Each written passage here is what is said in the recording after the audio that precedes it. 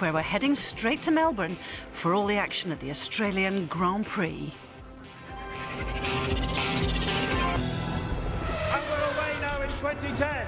Sebastian Vettel, that's a dream start. That Red Bull sick. Could well be a Ferrari one too. Fernando Alonso wins for the first time in 2010. What a start. 18 races to go. This is Formula One.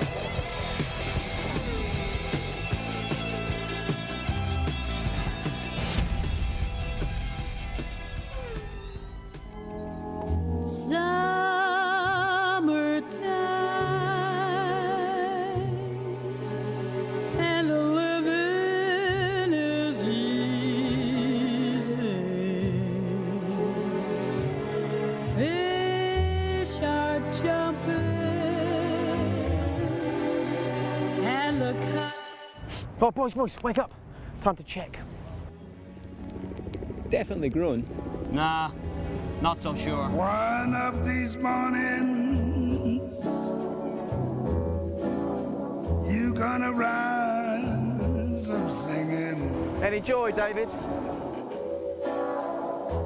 Yes, you spread your wings and you take to the That is a lovely brew, David. Cheers. Too much milk in it for me. But till that morning, there's nothing can harm you. Not going to dry any quicker because you're looking at it. Sweet daddy and mommy standing by. I'll tell you what, Eddie, let's stop messing around. I reckon today's going to take off.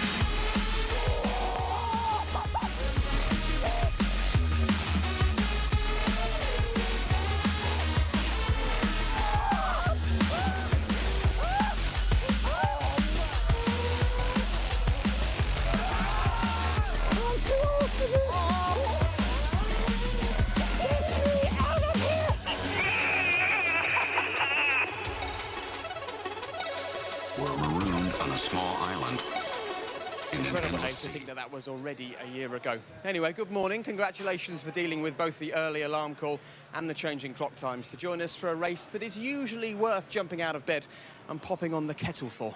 Of course, the Italian stallion is in fantastic form. Ferrari galloping to a 1-2 finish in Bahrain 2 weeks ago. But the big question is, how much is this form going to be worth at a race that tends to give us pretty spectacular racing? Good morning. Welcome to the 2010 Australian Grand Prix, where 4 world champions will be taken to the track here in Albert Park today, all of them well aware of the demands of a circuit that spends 51 weekends a year as a public road. Fernando Alonso, Michael Schumacher, Jenson Button and Lewis Hamilton all know what it takes to master the 16 corners around this popular city centre park. But will any of them get the chance to taste victory once again today? And as much as the race wins in the early part of the season provide momentum and confidence, it's the points on the board as we approach the latter part of the year that really count. Korea, Brazil, Abu Dhabi. They may seem a world away at the moment, but I guarantee you we'll be there in the blink of an eye. And of course, both David Coulthard and Eddie Jordan know just how quickly a Formula One season can disappear right in front of us. Eddie, I can't believe that David still doesn't know how you take your tea after all this time, but that's a totally separate issue. There'll be no time for drinking tea today because looking up at the sky, the weather could play a major part and just really spice things up here, couldn't it? Well, you talk about spicing things up. If ever you wanted to spice a race up, inclement weather, dry, wet, all of those concoctions, and it looks like we're going to have that here. And whatever people think about the first race of the year, the drivers have got no time to sort of look back and think about that, because with 25 points now up for grabs if you win a race, very quickly some drivers are going to build big leads here this season. Well, indeed, but I think as the season plays out, though, we're not going to see a big difference in what's going to happen to the actual championship finish. You know, it's double points, but ultimately you've still got to get podium results. And it's looking good at the moment for Fernando Alonso, and you can see there Mark Webber sitting 8th after the first race of the year, and here's a man with serious pressure on his shoulders this weekend. Let's just come in here and take a look at the car that he's going to be driving this weekend. This is his Red Bull racing car that he'll be enjoying. And to be honest, Mark arrives here at this race for the first time in his career, not just with a grandstand named after him, but also knowing full well that this car is absolutely capable of winning here today. It's a huge weekend for Mark Webber. It's a huge weekend for his fans, but of course, being Aussies, they're not getting all worried about how he does in the race. They're really here just to have some fun. Lee Mackenzie's been hanging out with them.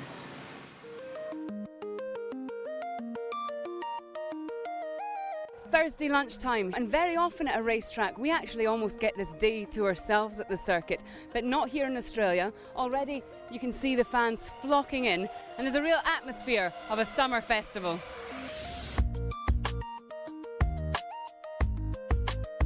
It's just friendly. I mean, I take 2 days leave from work and I come down every year. We've been up since 3 o'clock this morning and travelled over from New Zealand. Of course, the sun, it's beautiful weather, and you know, you can already smell the petrol in the air. Even though it's hard for a Kiwi to say, the Aussies do it bloody well. Friday morning, this is the perfect opportunity for these F1 fans to get up close and personal with their favourite drivers.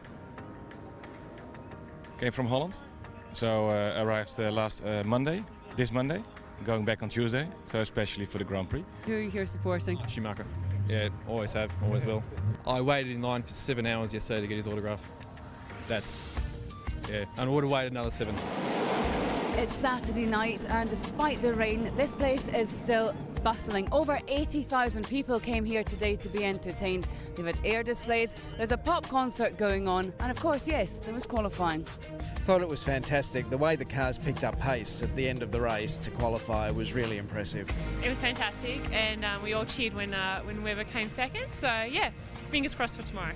Pretty soon the cars will be on the track, the octane in the air, there's no turning back. After 3 days of waiting, race day is upon us. Some of these fans have been here for hours, and yet there's still 7 hours to go before the red lights go out. Who do you think's going to win today? Lewis Hamilton. Like, he started the same way I am, go-karting, and yeah, I just like him. Well, everybody's got their fingers crossed for Mark Webber, don't they? But looks like it's going to be Vettel's race. I think for the Australian population, Webber would be great. Who do you think is going to win? I don't really care.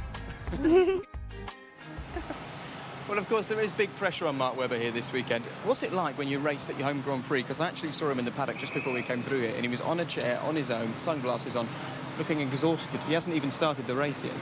Yeah, he will have been doing so much work this week. I'm sure he's been pulled from pillar to post, doing various media events. He only has this one opportunity, and of course, being so far away from Europe, they're really going to make Mark work hard. You know, he's got a grandstand named after him as well. But ultimately, he'll be focused now on concentrating on the race, and he'll be, I would imagine, visualising that run down to the first corner. Is there the Coulthard grandstand at Knockhill in Scotland yet? Has that happened? We can't afford grandstands, no. It's a nice little circuit, actually, Knockhill. Very shortly, the Australian Air Force are going to have some fun. They're going to fly an F-18 over the top of us. That's probably the part that will definitely wake you up this morning before the race gets going. But they do put on a fantastic show for the fans, and it works. They turn up here in their droves. They love it here in Melbourne.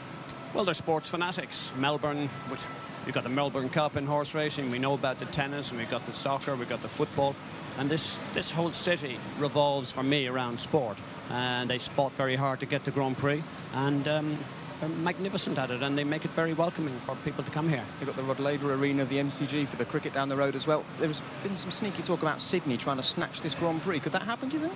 Well, in my experience, no. We know how tough they were to nick the Grand Prix from Adelaide. I doubt if they're going to let it go too quickly or too easy. Yeah, they could do with giving us a little bit of sunshine, though. That would be nice, wouldn't it? Anyway, Mark Webber, he was hoping that in qualifying on Saturday he could be right at the sharp end, and he was. Lewis Hamilton was hoping that he could have a fantastic session, and he didn't.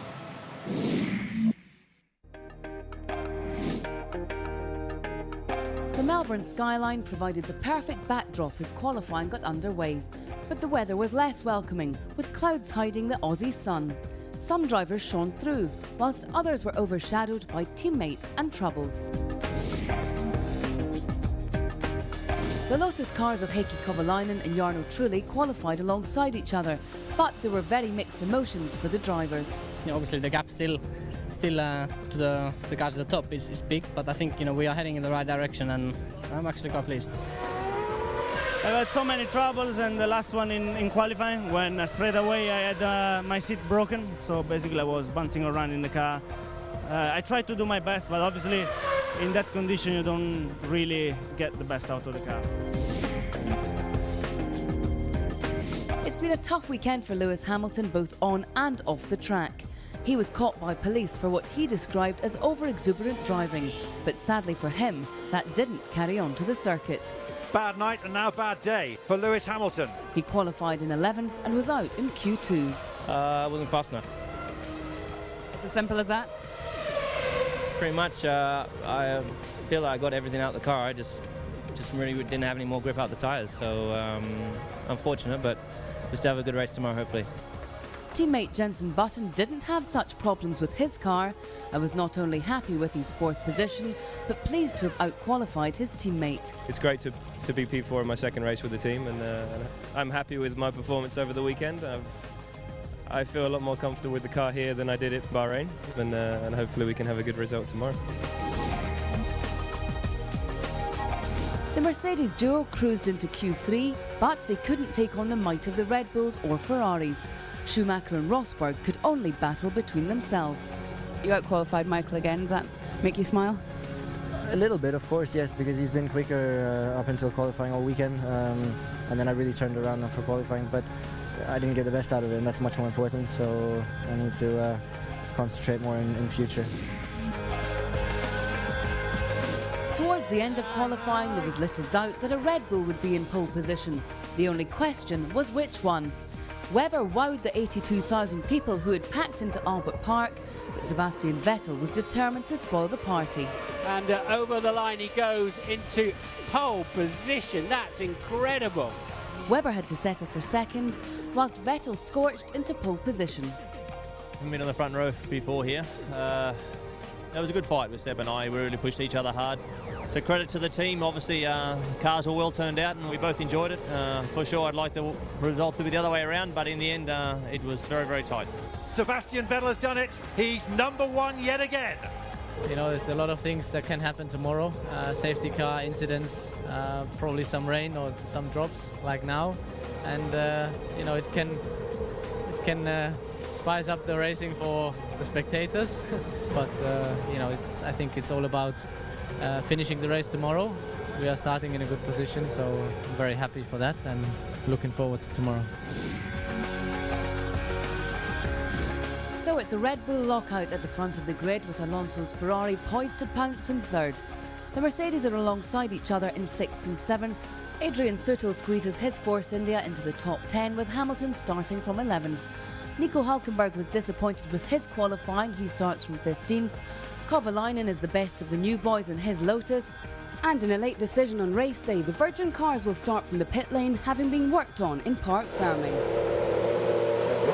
Well, for most of the 2009 season, it was Kate's dirty sister that Sebastian Vettel was throwing around racetracks around the world. He really does love to name his chassis, and this year it's Luscious Liz. Now, Liz was a little bit unlucky last time out in Bahrain a couple of weeks ago. Sebastian will be hoping that this young lady can really help him out and get him to the checkered flag first. Otherwise, she might find that she's ducked before too long. But of course, it was a very, very special lap indeed for Sebastian. This is where he'll be sitting for today's race, and it's such a pleasure to be this close to the cockpit, seeing where the driver will be, his seatbelts, his steering wheel and things. And just what is it like to sit right there and drive around Albert Park? Well, we can now ride on board with Sebastian for his pole lap in the company of Martin Brundle.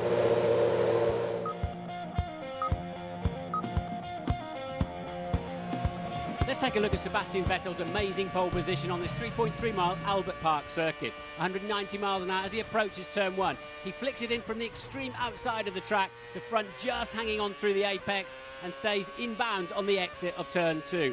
Up to 188 miles an hour as he's trying to spot the braking point for 3. Down 5 gears to second, just 66 miles an hour. Turn 4 is ahead of him. He hits the inside curb nicely, yumps across the outside one, turn 5, flat out at 150 miles an hour. Towards the chicane of turn 6 and 7. He spun off here in practice, no problem this time. He runs nice and wide through there, the Red Bull drivers finding plenty of time through 7. This is 8, easily full throttle. A heavy bump under braking for 9. Puts him slightly past the apex, but it's okay. Straighten the car, head towards the wall for best traction, and then just bring it in, up to 190 miles an hour.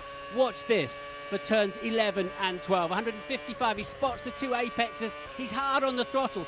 Total belief that he'll stick through the exit. One more time up to 190 miles an hour for the 90-degree right-hander of turn 13. No major dramas, but he knows Mark Webber is very quick in the sister car. He's pushing as hard as he can on the throttle. Had the back steps out, he corrects it. Now he's locked a wheel into the turn 15 hairpin. Gets away with it. The back still trying to step out. 16, the final corner. He's running a little bit high. Keeps it in, and a long run down to the finish line for a great pole position. P1, pole position. Yes, boys. Yes.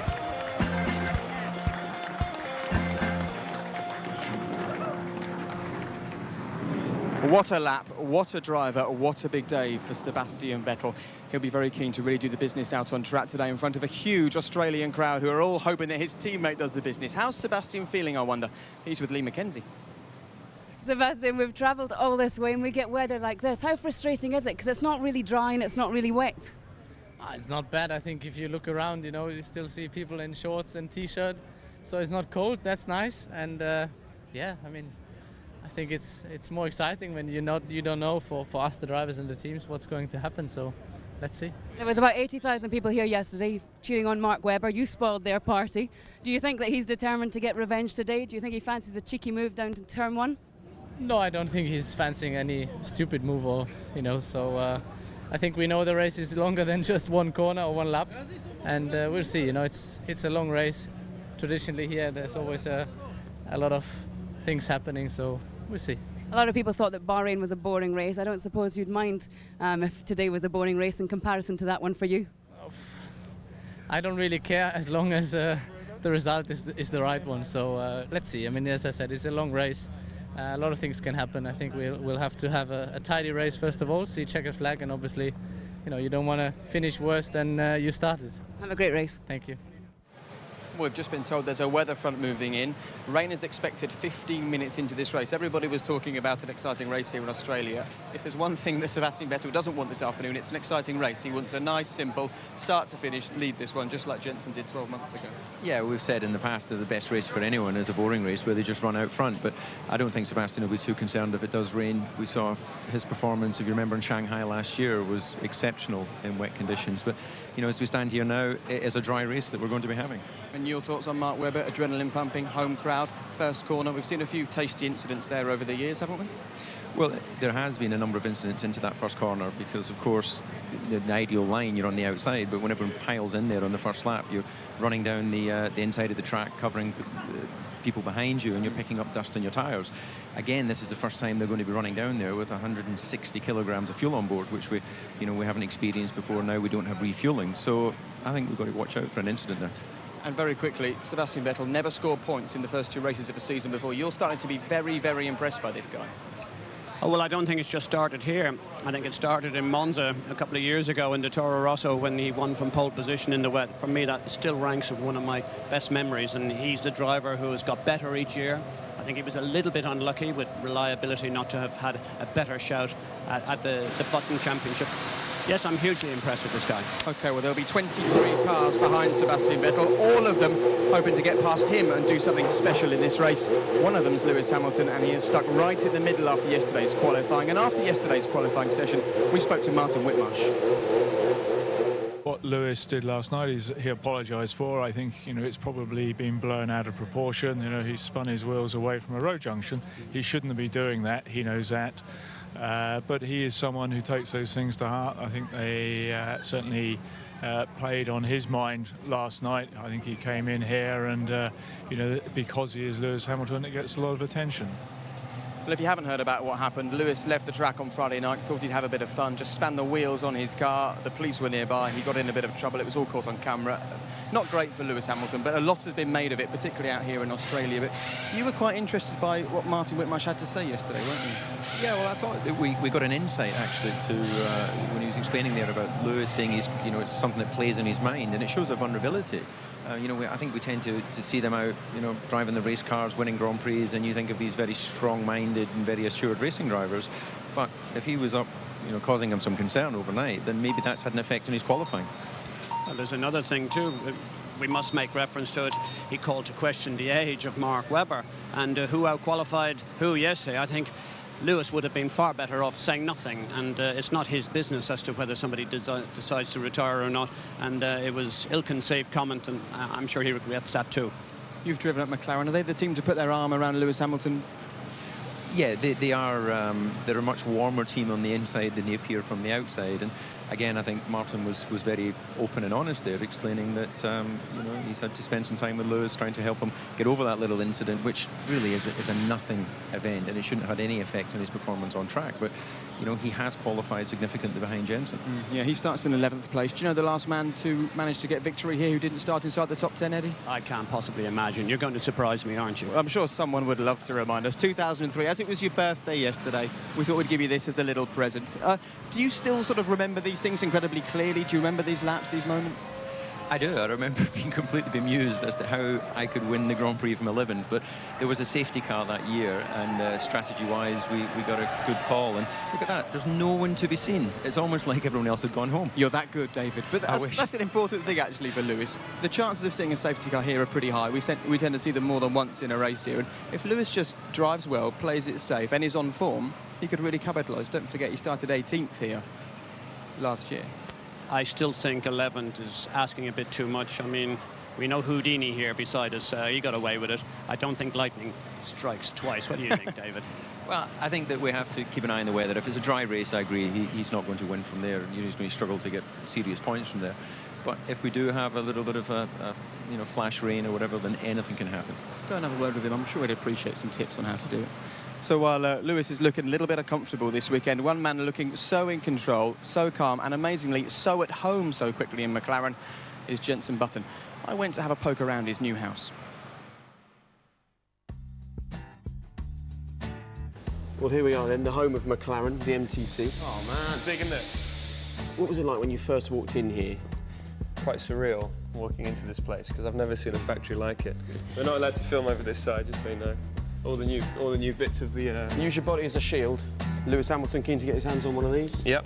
3 world titles for McLaren. I know. I said to him that I'm going to ask for the same deal, and he wasn't very happy. These are all world championship winning cars, 4 years in on the trot. No pressure. I know. No It's pressure. not though. It's I've done that one. Yeah. So this car for me is the most beautiful racing car I've ever seen. This was driven by Alain Prost and Ayrton Senna back in 1988. Alain, for me, I loved his precision and the way that he went racing. It seemed to me that he had so much more time to think about every situation. When you walk around here, does this feel like your long-term Formula One home? Would you? I would like to have a couple of cars on this boulevard. Really? Yeah, definitely. This is the Banque de la Ronde Dennis. You would be disappointed if that said there was no £10 notes, wouldn't you? Yeah, you would. Even the lifts are cool here. How many times have you got lost since you signed for McLaren? Well, this way's probably quicker, actually. Come on then. Let's Are go you this sure? way. Yeah. Oh, I don't know if we can go up in that, actually. And we are genuinely getting lost here. No, let's go that way. It's always... One of these? It's this one. But it's always difficult when you arrive somewhere new, especially in this sort of place. It's very difficult to find your way around. But I think I know. And hitting the ground running is a big deal. Carry on. Pull, not push. Yeah. Oh. So this is the entrance to the wind tunnel. This is a car from a couple of years ago. This is a championship-winning car. 60% size of the actual race car we make, so it goes in the wind tunnel. They do all the little tweaks to it, and then we obviously make the real car in 100%. I love all the noises, the hitters and things. That is the noise of a Formula One car being born for the 2010 season. Yeah. So how long did it take to work your way around here? It's the light switch, mate. That is not the switch for the lift. That is the switch for the light. Is it gone off? Sorry. Yeah, I mean, it is important though to come and spend time here and see the guys. And... I spend quite a bit of time here, actually. You know, most of the time I'm here, I'm in the simulator room with the engineers. But yeah, you got to get around the factory because those guys are working night and day. How important is the time in the sim? It is important because testing is so limited, and during the season, it's impossible to test new parts. Let me get this straight. They'll design a car for you. They'll say, right, now in the simulator we've got the new front wing. Yeah. And it will give you a genuine feeling in the simulator of how that front wing will perform in Abu Dhabi or in Singapore. Yeah. Really? And what about the cameras? They're not allowed in. Really? No. I'm sorry. Sure, let's have a little look ourselves. We'll be back in 1 moment. Don't go anywhere. Right. That is the most incredible thing I've ever seen. It's cool, isn't it? Yeah. So it moves. The girls in bikinis aren't normally here. It's home for me in here. Yeah, it's great, isn't it? Yeah. Not worth you going in there. Not much to see. Right, what's through here? Well, there's lots of offices here, but the main one, the exciting one, is in here, which is Mission Control. Now, could we get a little sign made up saying Eddie Jordan's Mission Control? Is he a big fan? No, he is quite the opposite of being a big fan. I'm hoping that I'll never see this room in action. It's bad news if you do, because that means I'm not racing. Yeah. Perhaps I could get some little work experience in here, and I could be. Yeah, you could have your great work, uses. Jensen. P1 Jensen. Lewis Hamilton, where are you now? Right, let's go and meet the boss. Come on. Hi, man. You all right? Yeah. Very good, thank you. You've got a very relaxed-looking boss, haven't you? I was just thinking, going back 12 months. Something's obviously good. Yeah. 12 months ago. 12 months ago, sitting in this very chair, what were your emotions like at the start of that season? I had to change the table. I was chewing the side of the table 12 months ago. Are you not going to the simulator? We've already done that. In the world of television, we've already done that. Oh, OK. Sorry. So that's ruined everything. So we'll have to come. So we'll just come in. We'll come in again from the top. How great that you've come to a new team that had a really bad start to last season, because they can't allow that to happen again, can they? No, it's true, and I think they've, they have improved so much. What are you doing? Just having a little look here. they've improved so much over the season. I think that bodes well for this year. This is what I love about coming to the McLaren factory. Flash wheels. You see a box, and it's the sexiest looking alloy wheels stacked up ready to go to a race. But they're chromed up, baby. Look at them. Good rims, look at that. So if I leave that up, I'll get in trouble, I think, won't I? That needs to be... it needs to be perfect. McLaren regulation. But no. When you first arrived and everyone says this is Lewis Hamilton's team, how did it feel walking in that first day? Did it feel like you were walking into his territory, into his domain? When I walked in, I asked that question. Is it Lewis's team? This is before I even decided I was going to come here. And the answer was no, both drivers always get the same treatment, and that's exactly what I wanted to hear. After 2 months, I feel a part of this team, and that's unbelievable for me.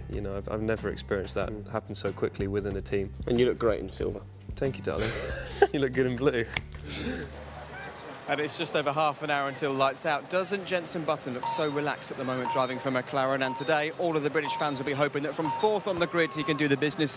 He'll be starting here just in front of Felipe Massa, his best ever qualifying for McLaren. And the start is not far away at all here for the Australian Grand Prix. And it's a moment that the drivers really have to prepare and really have to think about. It's very involved indeed. Here's Martin Brundle to explain why.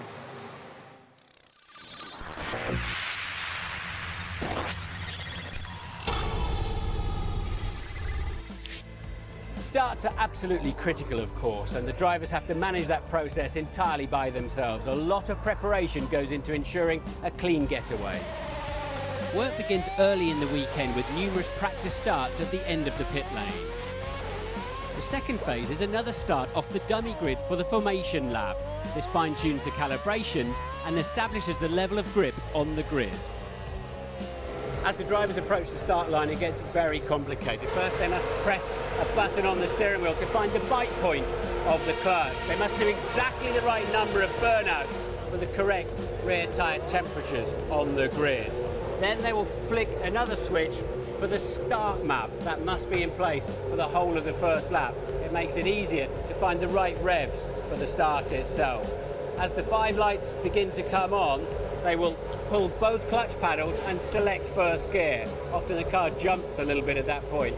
They will then half release one paddle to find that clutch bite point, and as the 5 lights go off, they release the left-hand paddle and the car takes off. feeding in the second clutch pedal as they gain momentum. Changing gear at exactly the right time is important, otherwise you'll waste engine power or you'll hit the rev limiter. Starts are very important. And it'll be important for 24 cars very shortly indeed. Right, just to let you know that you can see the race in full in a variety of ways here on the BBC. The F1 website has the race live, along with an awful lot more. If you want to press the red button, then you can do so for additional data feeds and alternative commentary on today's race. And if you miss a trick, then the BBC iPlayer will have all the action for the next 7 days. And we won't miss a trick either, because we have got the F1 forum straight after the race here. All you have to do is press the red button. We won't be going anywhere. We'll digest everything that's happened. Martin Brundle will come and join us. We'll be joined hopefully by various drivers and team bosses as well. And we really want your input. f1@bbc.co.uk is the email address. And this is where Lewis Hamilton will be starting 11th on the grid. Pretty rare for him, isn't it? Just behind Robert Kubica. But it's not just about the start in Formula One. It's about having the perfect race, not just here on the racetrack, but also in the pit lane as well. Now, the pit lane this weekend is limited to just 60 kilometres an hour. So every second spent in there is a second lost from here on the track. It's a big moment, not just for the drivers, but also the teams. They've got to deal with pit stops quicker than they have done for a long time. Here's why.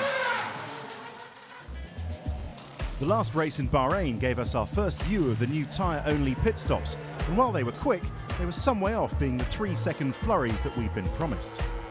It takes a bit of time to settle down everything. In the race, everything is a lot more nervous and a lot more different in a way, from a mental point, from a stressing point of view for the team, for the driver. Everything is different, and now was just the first race we did in Bahrain.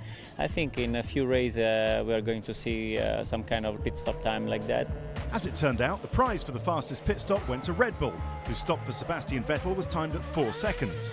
Red Bull believe they have special techniques that give them the edge over the other teams. First, there's an extra mechanic holding the airbox, steadying the car. Then, after the old wheel comes off, the mechanics hook on the new one, curling it round the hub. And third, the lollipop man and the front jackman's movements are synchronised. The lollipop goes up as the jackman moves away. Let's compare that to Ferrari's stop in Bahrain. There's no one stabilising the car. The front wheel mechanic puts the tyre on square, not curled, and the lollipop man loses time while he waits for the front and rear jacks to clear. We've put a lot more science into it this year, if you like, than we've done previously. We spent a great deal of effort on fitness programs for the guys, analysing who's perhaps best suited to what role, and trying to put them together and achieve some consistency. The drivers are also conscious that they have to play their part. The driver needs to park exactly in the right position for the mechanics and not having to move, and then, you know, pit stop will get better and better. So I think the parking, the entrance into the spot is very important, and down to the driver to do it correctly in order then for the mechanics to work quickly. No matter how quick your mechanics are, you can still lose time by having to hold a driver in the pits. Rosberg lost a place in Bahrain because Webber and Button were coming down the pit lane. Indeed, if any car enters a 55-metre zone behind your pit box, the lollipop man cannot release until a big enough gap appears in that traffic, which in Melbourne's tight pit lane could easily lose a driver a position, especially when everyone pits at once under a safety car. So how will the lollipop man judge when to release the car? It's a very good question, one that I probably don't have the answer to at the moment, because there's such a volume of traffic and people pulling into pit boxes. It's probably not as fast. It's a lot of action, but it's probably not as fast as it would be normally. And then you're literally down to the feel of the guy working the lollipop. We have to try to don't stop in the same time as the previous team or the team after us, because if not, it will be a complete chaos. Well, here we are on the grid. Let's have a quick mention about Lewis Hamilton and how he approaches things from the start here. What's the plan going to be for him off the start, right in the middle of the pack going down to turn 1? Yeah, but he'll be happy he's on the left side of the grid, which is a clean side as you run down to turn 1. And he'll be focusing on trying to get everything synchronised, get away well, and then, of course, pick his spot as he runs down to the braking area of turn 1. So he'll definitely be looking to try and gain places. I think when you're in a position like 11th, the key aspect of that is you've got to get around the first corner. No point trying to be doing heroics there. Don't even think about trying to pass a load of cars. Yeah, but he knows he's got to score good points from that position. That was a bad qualifying. He has to go for it, because otherwise he's going to run round in traffic and find it very difficult to move up. My opinion is slightly different here because the weather. I think we're going to have an intermittent race with rain affected, etc. And he has to be sure he's on the track to pick up what he can. And big heroics and madness at the first corner is not going to do anyone any good, particularly him. OK, well, there might be a few moments for the stewards to think about today, because we do tend to have some tasty moments here. It was Alan Prost in the first race of the year, not too much for him to think about. We've got Tom Christensen here this week, 8 times Le Mans winner. It's a big responsibility for these former drivers to be getting involved in being stewards at races now, Eddie. Do you think it's a good idea? I think it's an outstanding idea. It should have happened in the past, but at least it's happened now, and it's a legacy that Max wanted to put in place. Tom Christensen is a huge star in his own right, and he's in absolutely perfect position, because there's very few incidents that he hasn't been through in his racing career, and he'll be brilliant, absolutely. We've just seen Nico Rosberg being pushed past us, going down to his grid position. A grid position that once again is ahead of Michael Schumacher. It's quite nice, isn't it, watching this little dynamic unfold between the two Mercedes drivers. That's probably the most interesting one at the moment, isn't it? Yeah, and I thought it was very telling yesterday that Nico was saying, I wasn't really happy with my lap. You know, he's just sending a message there to Michael. I'm in front of you, but I could have been even further in front of you if I'd aced the lap. So, you know, all these little psychological games go on. I think he better relish these purple patches while he can, because I think there's a steely Michael Schumacher beginning to emerge. We've seen it, in my opinion. He's much closer, and it bodes brilliantly for the season. And he's getting his act together, absolutely, for sure. And another man who's going to be getting his act together on the grid very shortly, Martin Brundle. Martin, will there be any drivers for you to talk to? Because this sort of boycott of the grid is still going on, isn't it? I know, they're not staying on the grid, we think, because they're not allowed to have their babysitters here with them, but I'm going to take my wingman, Coulthard, here with me down the grid. He's a professional driver again now. So. All over again. Just give us the news. Go on.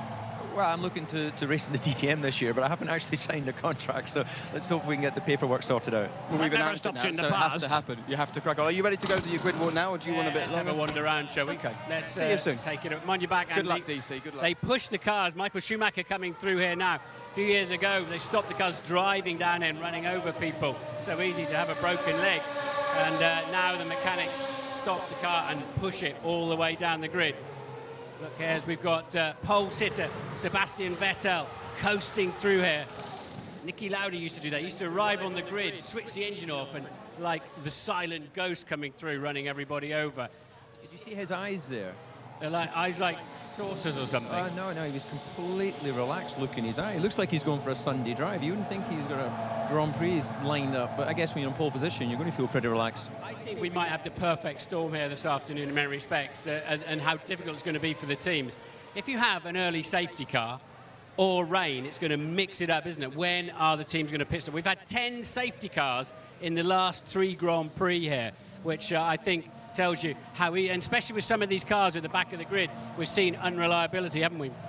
Well, absolutely, and you know what we're seeing here as we stand at the back of the grid amongst the Hispania racing cars here. These guys have not, they haven't run down to this very difficult turn 1. In many ways, Bahrain was a quite straightforward start to the Grand Prix, but this is a much trickier place. We've got the camber here, Martin, as you run into turn 1 as well. So I think that's one of the reasons why we've seen so many safety cars over the years here.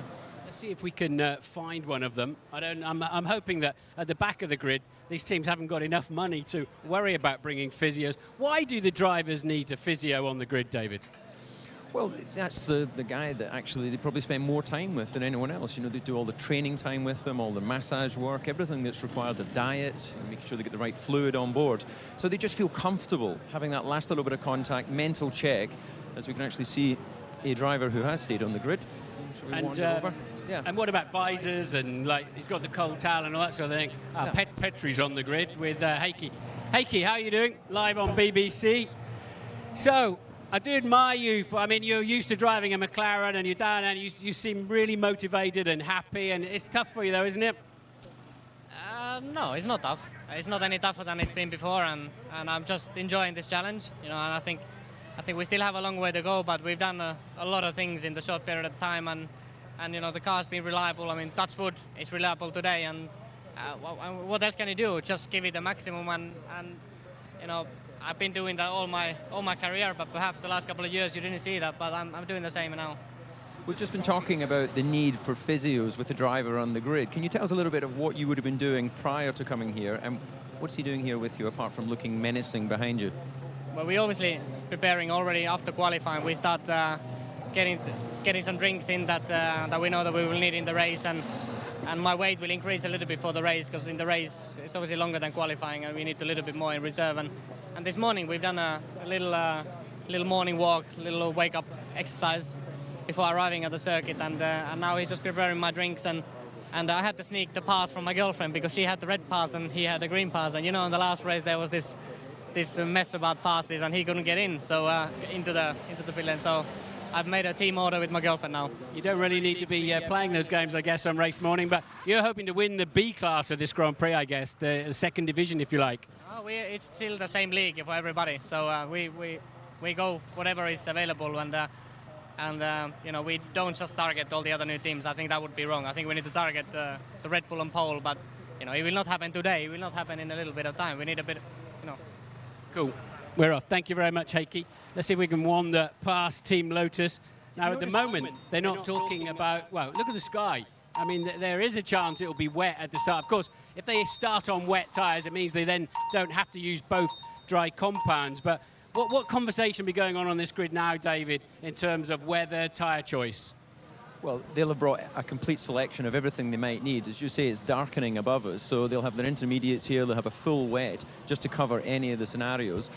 It's an uncomfortable moment for the guys at the front because you just want to get a clean start and off you go. But everyone that's down this end of the grid will see this as an opportunity. They'll be praying for rain because you know that mixes it up. They want it mixed up, don't they? They want, I don't know if Vitaly Petrov knows who we are, or can we have a word with your man? Thank you very much. Yeah, I was actually doing some ice racing with him in Moscow recently. He's pretty handy in, on the ice, but they grew up with it there. Mark Slater used to be an engineer at McLaren. Yeah, exactly. I forgot we he can was maybe down dive in here here and see what they're discussing. They're obviously a little bit concerned on something. Larder. I never thought I'd see the word larder in Formula One. We used to sell those when I was a kid at my dad's garage, and you guarantee them off the edge of the forecourt and watch the customer disappear through the letterbox. But now we've got them on a Formula One car. So, obviously, I think we might have to abandon this one, but it'd be really nice to talk to him, wouldn't it? Yeah, we should do. We'll just jump in here. Vitaly, you were giving me an ice lesson in Moscow recently, so obviously a bit different driving the Formula One around Melbourne. How are you enjoying it? Can you repeat, please, because it's too sorry, noisy here. sorry. I was just saying, how are you enjoying being in Melbourne for the first time?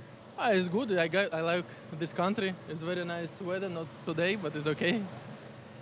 And what can you do from this grid position? You're hoping for the weather to come in so you can get some mixed up conditions? It will be more interesting for me because I like to drive for the rain, and we will see what's happened in the start, but I try to do the good start, and then we will see what's happened. Vitaly, it was clear in Bahrain that overtaking was nearly impossible, so you're going to have to be banzai on the first lap from this position. Yeah, you're going to take risks? I will take the risk, but with not to have a damage or crash the car. So I tried, of course, I try my best, and I try to save the tires, and then we will see how the guys will be in front of me, and then I try to overtake. Of course, I know it's very difficult in this track, but it's for everybody the same. What I can do, I just must to drive my car. And briefly, what weather forecast do your team have? Of course, I want to a little bit rain because it will be more interesting to race and people will be more fun to look. But I think it will be not rain, but I will be wait rain. Okay, good to see you. Let's wander along. I thought we might have a better chance of finding some drivers at this poorer, happier end of the grid. I have to say, they're all a bit intense and serious up there. Kobayashi over there talking to his engineer. Now, David, we've heard a lot about traffic, haven't we, and drivers not seeing cars coming up. Michael Schumacher found the need to go and talk to Fernando Alonso after qualifying. Let's just look at these mirrors here, these outboard mirrors. Now, you've raced these cars with these things. I think they're absolutely ridiculous. The drivers have to turn their heads to look and see what's behind them. Yeah, I didn't like having the mirrors out in that position. They're put there for aero purposes, but normally the preferred position for the driver would be in here, right on the side of the chassis. Literally where you can get your hand on it, and if you need to adjust it. You actually look in it. Yeah, you get a really weird perspective when you look in the mirror from this wide position. So, there's actually quite a big blind spot that comes from having that wide position. But anyway, until they put it in the regulations, they'll stay there, I guess. The grippy side of the grid, of course, on the left-hand side. If it's dry, I want to go and have a word with, that's Hulkenberg's Williams we were looking at. And we'll see if we can catch up. He's having a last-minute snack. You okay for a chat, Nico? Did you not have enough lunch? No, I had, but I like those. You feel the few drops of rain there. You must be seeing that as an opportunity. What's your strategy? Well, I think it's an opportunity for everybody. to gain or maybe to lose. I think it's quite tough out here in the rain, but I just take it as it comes. Your second start in Grand Prix racing, and it's going to be a very challenging race, isn't it? Varying conditions. You must be pretty nervous. Well, yeah, just like in Bahrain, you know. Once you get into your rhythm, shortly before the race, you just start to focus and have to leave everything else behind you. What experience have you got to draw on? I mean, I guess you just think of it as another GP2 race or whatever. Yeah, you don't necessarily get scared the fact it's F1. Not really, not scared at all. If anything, I'm looking forward. You know, finally F1, doing an F1 race is great. So I'm looking forward to it. I'm happy to be here. Good stuff. Thanks for the time. Apparently there's a problem with the Lotus towards the back of the grid. I thought we were going to be able to say that for the first time since October 1995, we have 24 cars on the grid. But we haven't. We've only got 22 because the Virgin Racing are starting from the pit lane, which is a great shame. Beginning well, we might to not rain have all now. the cars, but we've definitely got the rain. You can see it on your shirt there. So this completely changes the perspective. This is the worst nightmare for drivers and engineers, Martin, because having this rain come in so close to the start of the race, it's not wet enough to put intermediates on. You're forced to have to start on slicks unless it really comes down heavily. So we're going to start to see a lot of activity now. We are indeed, but of course with, say, 150, 160 kilograms of fuel on board, the intermediates are not going to last that long, are they, if they have a sort of a semi-wet track? No, they're going to burn up very quickly. So we're going into new territory here in Formula One. Obviously, you know, heavy cars running down to the first corner, spits of rain, and there'll be, as I say, a lot of nervous drivers and engineers. I think we're in for a bit of a thriller this afternoon. Stay tuned for this one, because who knows, it's going to be such a lottery as to when they come in the pit and change their tyres. Over to you, Jake. Thanks, boys. A nice walk indeed. And let's actually just do one of our own if we come round here. I mentioned how much pressure there is on Mark Webber at the moment, and here he is making his way into the garage. He's just been standing there for the last sort of 10 or 15 minutes doing some stretches, just keeping out of the way of everybody else. And I think that's an important thing at your home race, when the best you've ever managed is 5th and you're starting in 2nd, just to come out here until our camera got in his way. I think he did a runner, didn't he? And rightly so. If he had done an interview with us, I'd have shot him, because it was totally inappropriate. We probably shouldn't have even asked him. This is a huge, huge race for him. And I'm just wondering what the team tactics are. I would say he was getting just a reminder of exactly what is going to happen or should happen from a team's point of view. Perhaps the shirt put him off. We hope not. But Don't we? I'm well imagined. The two Red Bull cars in the front row, with this weather and it drops of rain, for sure he's been told, don't try and pass Sebastian. Make sure we block off the front row, give nobody an opportunity to jump us, and we can then fight out the race between you and Sebastian, but make sure we look after the team first. No driver is ever as big as the team, and that's the kind of message I'm sure he's getting. We can see the rain falling down, everybody popping on their cagoules. I mean, we talk about this a lot when it starts to rain, but it's important. It's a sort of Jordan-esque kind of moment, and for the teams and the drivers that Martin and David have just been chatting to, this is a huge opportunity for them.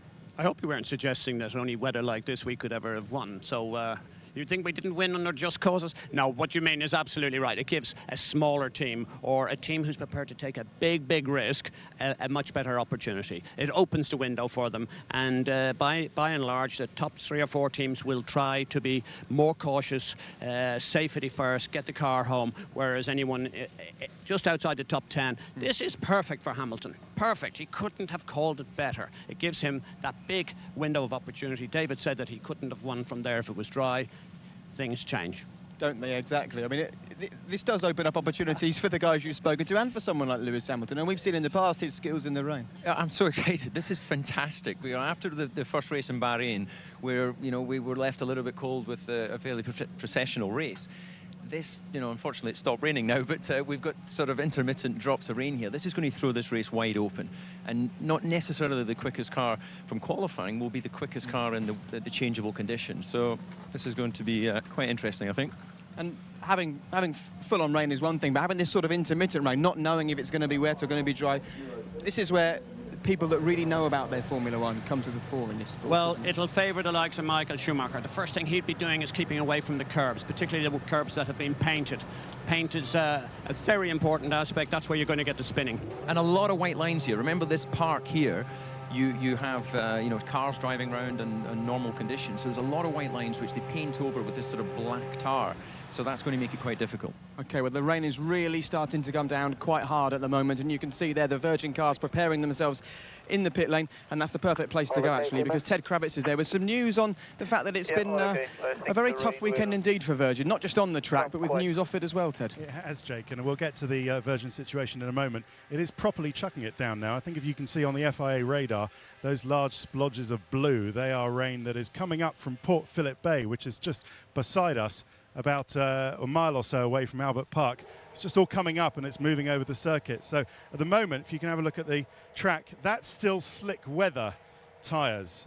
Any more than this, and if it carries on like this for the next 3 or 4 minutes, I'd say they start moving towards intermediates. Now, first story down here, Jarno Trulli has had to leave the grid with suspected hydraulics problems, and that looks almost terminal. He said that, I spoke to him, he said that he couldn't feel anything wrong with the car when he went to the grid, but he thinks it's hydraulics or a sensor, so I'd be surprised if they get that. They're taking the floor out of that at the moment, so that looks pretty bad for the start of the race. And as you were saying, now we get to it, the Virgin situation. Now all of these teams are going to have teething problems, but not having a fuel tank big enough to have all the race tank, all the race fuel that you need to finish a race is pretty embarrassing, and that's exactly what's happened to the Virgins. Now, several different theories as to why that is, but really, I mean, you might argue that it's immaterial because these cars have been so unreliable they might not get to the end of the race. If they do get to the end of the race, the drivers are going to have to lean out the engine mixture a lot and have to lift off and be really slow, so they'll be dead last anyway. But the technical director, Nick Worth, blamed a late change to F1's technical regulations last year when we spoke to him yesterday in qualifying. In June, we thought we were going to get a high-density fuel. We were told we were going to get that, and actually that changed in the middle of October at the Brazilian Grand Prix. Finally, for us, the technical regulations, again in Brazil, they changed and they said they wanted to do a big impact test with a full tank of fuel, which caused us to have to change the construction of the monocoque. All these little things have added up and left us too marginal to be really comfortable. Nobody will carry the can for something like this because one can understand completely what they were trying to do. They were trying to be cutting edge in their design. We pushed the boundaries. We got it slightly wrong. Possibly we're not the only people to make that mistake. We're going to find out. This is quite a tough race. It's much tougher than Bahrain, and so I think we're going to see some interesting things here. So no worries about it damaging the Virgin brand. I don't think so. I mean, as I say, we've challenged industries before. And we've had our teething problems in industries before, and ultimately, we've always overcome, and we plan to do the same with Formula One. And they'll be hoping to do that this weekend. Now, it's raining here in Melbourne, not what we expected for the Australian Grand Prix, but I'm sure some lucky people are on board this plane, going somewhere an awful lot warmer than us. This is an A380, which we've been told, we believe, is full of passengers on its way to Los Angeles. I'm sure the sun is shining there, but once again, a great example of the kind of thing that goes on here in Australia. Everybody getting very excited. Race time is approaching, and you can see just how cloudy it is up there at the moment. How hard is this circuit to race round when it's wet? Because let's remind people, this is not a permanent racing circuit. Yeah, it's very much like Monaco. It's used by cars and traffic outside of the Grand Prix weekend. And as I mentioned before, you've got these white lines everywhere. So this is going to be more difficult than a classic racetrack. And, one of the big challenges, round the back of the circuit, you've got lots and lots of lines where they actually park the car. And you feel that when you're in the car as you run over there with the wet tyres. So there'll be a lot of nervous drivers. And of course, there's some new drivers out there who have never experienced that before. So I'm certainly expecting some incidents here. Well, yes, and I mean we don't want anyone to have an accident, but this is the ingredient that you're looking for excitement, no doubt about it. What would your call be right now? I mean, we just saw Sebastian Vettel on pole. There's Fernando Alonso. These guys are preparing for a big race. What would your call be if you was to the team boss with this amount of rain? Is this wet enough for intermediate tyres? Well, I think it's getting very close to that. And if you have a young team and if you've got somebody like Virgin, they're actually in a perfect position because they can change their tyres. They're starting from the pit lane. Everything is in their favour. They've called this particularly right. I'm not sure they were aware that it was going to rain like this, but for once, Nick, who has been embarrassed yesterday, this is a good call for him. Yeah, this is definitely getting into intermediate conditions. The slick tyre is used to operating and generating its grip when it's running at close to 100 degrees. these sort of conditions now, even if there's not standing water, you're just going to lose surface temperature very quickly. And we think we know who the fast cars are, but we haven't seen these cars running in the rain. How much of a difference could that make to performance? Well, unusually this winter, they had 15 days of testing available, and they did a lot of wet running. So the teams will be reasonably confident, and they've got a balance. Michael, another 15 minutes of rain, similar intensity to this. So unless I tell you, it will be intense. OK, so 15 minutes of rain, Michael Schumacher is being told. The big question is there going to be so much rain that this becomes a wet race? We'll find out very shortly. Formula One was quite drab in the desert 2 weeks ago. It's time for the sport to perform in the park. It's the Australian Grand Prix in the company of Martin Brundle and Jonathan Ledgard.